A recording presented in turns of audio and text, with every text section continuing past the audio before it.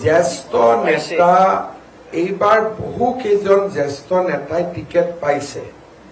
ভাৰতীয় জনতা পাৰ্টিৰ জন্ম লগ্নৰ পৰা জড়িত মৃদুল দত্ত, প্ৰফেচাৰ মৃদুল দত্ত, তেখেতে দেৰগাঁৱত টিকট পাইছে।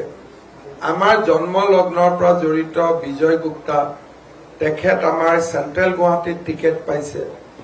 আমাৰ ৰাজ্যিক সাধাৰণ সম্পাদক তিনিওজনে, ডিপ্লু ৰঞ্জন শৰ্মা, পল্লৱ লোচন দাস, পুলক গোহাঁই, তিনিওজনে এইবাৰ মনোনয়ন পাইছে। আমাৰ মহিলা মৰ্চাৰ সভাপতি নীলিমা দেৱীয়ে মনোনয়ন পাইছে। অৰ্থাৎ বাজপেয়ী ভৱনত দিনে নিশাই পৰিশ্ৰম কৰা সভাপতি ডাঙৰীয়াৰ নেতৃত্বত কেইবাগৰাকীও ব্যক্তি এইবাৰ দলীয় মনোনয়ন পাবলৈ সক্ষম হৈছে। সেই হিচাপৰ পৰা বিজেপিৰ ৰেংক এণ্ড ফাইলৰ প্ৰথমবাৰ ইমান পুৰণা মানুহে টিকেট পাইছে। আমাৰ দলত ইউজুৱেলি আমি কাৰো খুব প্ৰয়োজন নহলে আমাৰ পৰিয়ালৰ ইজনক সিজনক আমি টিকট নিদিওঁ।